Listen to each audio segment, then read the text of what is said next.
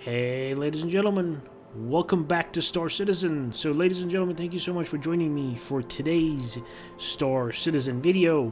This is day 5 of the Intergalactic Aerospace Expo, coming to you from the Tobin Convention Center in New Babbage on Microtech. Day 5 is the day of Timbrel and Crusader Industries. So you guys are already familiar with Crusader Industries.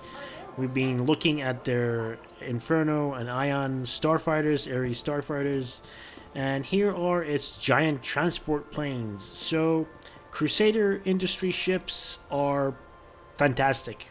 They're brilliant. They're just brilliant. Most of their ships are super useful, super modern, super everything. I really can't recommend enough the Crusader line of ships because they're just great. Not because I am, I have some sort of particular interest in the Crusader company, not because I have a particular interest in the way that the ships look. Their ships do exactly what they say they do. And that mostly comes down to the fact that the CIG concept artists and designers and shipbuilders are just better at what they do now than they were, 6-7 years ago. That's natural. So here is the C2. This is the C2 Starlifter. This is the civilian version. This is the base version of the Starlifters. This thing can carry quite a lot of cargo, more than a Caterpillar, and it's pretty fast and it's really neat. So can't recommend this enough if you're looking for a base cargo carrying ship. And moving on to the next step up, this is the M2. So this is the militarized version of the C2. So this thing has more armor, has more guns, has a little bit less cargo capacity than the C2, but it has room for some soldiers. Basically, you can carry some soldiers into battle. You can carry a tank and stuff like that. So again, if you want a more militarized transport ship, go for the M2. If you want a more civilian transport ship that can transport cargo, transport vehicles, go for the C2. So C2, M2, depends on what you're looking for. Both great ships.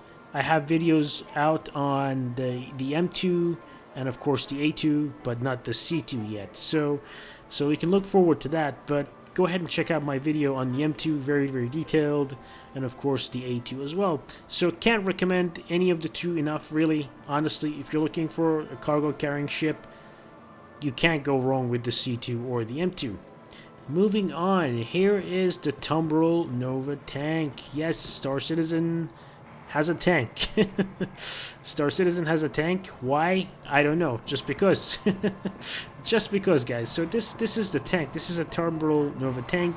Again, I have a video out on this thing. You guys can go ahead and check it out. It is pretty much designed to be carried by the Starlifter. So why not put them on the same show floor, right? If you're going to buy a transport ship, you might as well buy a tank. Who doesn't need a tank? Everybody needs a bit of a tank action in their life, right, guys? Anyway, so this is a tank. Not really much in there to say. I can't recommend the tank, really. Well, I don't know if you need a tank, if you're going to use a tank. Obviously, if you're into combat, maybe a tank, yeah, it could be useful, but I really can't recommend the tank. The C2, M2 I can recommend. Tank, not really. Here is the A2. So this is the top end. This is the top end variant of the Starlifters. So this thing is the most expensive. This is a gunship / bomber. Now this thing isn't really a bomber like you would expect a Retaliator. Man, this music is loud. They need to tone down the music. So this thing isn't really a dedicated bomber like you would expect from something like the Retaliator, but this thing is very similar to the current times AC-130. So this is pretty much a carbon copy of the AC-130, right? So this is like an AC-130 that can also drop daisy cutters. So this thing can drop 4 bombs. And this is the first and only ship in Star Citizen at the moment that can drop a bomb, an air-to-ground bomb. And I've already done a video on this. If you guys are interested at how the bombing mechanism works and how this thing is, you can go ahead and check out my video. This thing, basically a gunship. It has a load of weapons, lots and lots of turrets everywhere, designed to give the maximum amount of firepower onto the ground. Man, this music is really loud. I'm just gonna go ahead and hide in the corner. So this thing, a really nice gunship. It's in my opinion, one of the best multi-crew ships for combat, for support, and of course you can drop 4 huge bombs. Those are like aerial denial bombs. Those are like daisy cutters, similar to the Vietnam BLU-82 daisy cutter bomb. So yeah, very, very nice ship, very, very special ship, but I can't really recommend it, guys. I can't really recommend this because it's super expensive. It is so overpriced. It's like priced at $750. So this thing is the same price as a Polaris. Well, what the heck? This is so overpriced. Like, this is crazy over the top overpriced for what it is. It's just a modified C2, right? That can carry a bomb. But this is the same price range as a Polaris? This is more expensive than a Perseus? I can't really recommend the A2, really, unless of course you're looking for a ground pounder, something that can support ground operations. Then yeah, this thing is designed for that pretty much. It's got tons and tons of weapons and everything, and of course the bombs. All right, guys, welcome to the side hall. Now it's nice and quiet here. I really like it. I hate that super loud music. Now, the side hull, these are great ships here. So again, as I said, the Crusader ships are beautiful. The Crusader ships are amazing. And I gave you guys the reason. I told you the reason for this.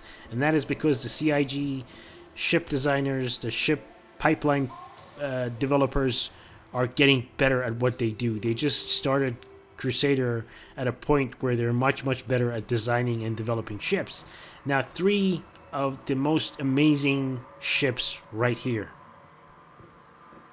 This is the Ares Inferno. Now, I have a couple of videos on both the Inferno and the Ion over there, as well as the Mercury Star Runner. So I highly recommend, if you guys are more interested in my opinions on the various different ships, please go ahead and check them out. The Ares Inferno is a ship, is a heavy fighter, a true sense of a heavy fighter, with a size 7 ballistic Gatling gun. I'm just going to say this, guys. I'm not going to blabber on a lot because you guys can just go ahead and watch my videos. I've even taken them out into Arena Commander Pirate Swarm and the PU, trying to fight against AIs, and these 2 ships are amazing. They are really heavy fighters. They do exactly what's advertised. So you get what you pay for here. Amazing ships, size 7 ballistic Gatling gun on this one, with an amazing array of missiles, by the way. Again, same ship here, exactly the same ship, except for you get a size 7 energy weapon instead of the size 7 ballistic Gatling gun. This one hits harder. I'm going to tell you right now, the Ion, the energy weapon, hits harder. It definitely hits harder. It's a little bit more maneuverable. It's a little bit faster. Really, really nice ship. Can't recommend any of the 2. Can't recommend these 2 ships enough. If you're really looking for a fighter, if you're looking for a heavy fighter, definitely this is the ship to go for. This can 2-shot a Vanguard. It can 2-shot a Cutlass Black. The Ion could. Literally, it took out a Hammerhead in my video in like less than 20 shots. Amazing ships, both of them amazing ships. Personally, I would go for the Ion. I'd recommend the Ion over the Inferno. Also, this thing, because it has an energy weapon, it doesn't really have to reload. But the Gatling gun has to. Moving on to another amazing ship, a great ship, the Mercury Star Runner. The Mercury Star Runner is a fantastic ship that is a data runner, that is a cargo holder, It's just a well-rounded multi-crew ship. In fact, one of the best multi-crew ships out there. Again, I have a video out on this thing. I did the video when it came out. What was it? A year and a half ago, something like that. A year ago. An amazing ship with a lot of cargo capacity, with a lot of servers and computers to transport data. It has a whole hidden, tucked away compartment here that you can access. Really can't recommend this ship enough. Again, if you're looking for something like the Constellation, this is so much better than the Constellation. I mean, I'm not trying to hate on the Constellation. I had a Constellation, and I do feel sorry for the Constellations. I wish they were better. But this thing is just designed better. I mean, that's just a fact of life. As I said, when you do something, when you start a particular profession, you are not going to be as good at it at the beginning than what you are at the end. The CIG ship designers and shipbuilders were much better when they designed and built the Mercury Star Runner than when they designed and built the Constellation. So the Mercury Star Runner, amazing ship, can't recommend it enough, as well as the Ion and Inferno as well. Alright guys, welcome to the lower levels. So this is where the ground vehicles are, as well as the holo tables. So let's go ahead and get the ground vehicles out of the way. These are Tumbril ground vehicles. So you've got the various different ground vehicles, the Cyclone MT, the Cyclone AA, and what is this one? The Cyclone TR. So it's just the various different versions of the Cyclone ground vehicle. Are they fun? I'm sure they are. I'm sure they're pretty useful and fun. But should you spend your real money on ground vehicles? Not really. You can easily earn any of these things in game. Unless, of course, one ground vehicle like the Spartan has released and it's available with lifetime insurance and you want to use this as a CCU token, then that's a different story. But I generally recommend you guys stay away from ground vehicles, not to waste your money on ground vehicles. You can easily earn that in game. No point in really wasting your real world money on something like this. Instead, you should probably save that money up if you want to buy something like a Banner Merchantman. Here is the racing version of the Cyclone RC. Blah blah blah. There's quite a few different variants. Very nicely modeled. I'm sure they're fun to drive, but nothing to actually go ahead and purchase with real money. What is this? This is the Genesis Starliner. Yes, guys, this is one of those ships that I also own. I own a Genesis Starliner. This thing is basically the equivalent, the Star Citizen equivalent of an airliner. This is the Star Citizen equivalent of the 747, right? So this is the quintessential primary vehicle to move lots of passengers from point A to B to C to D, right?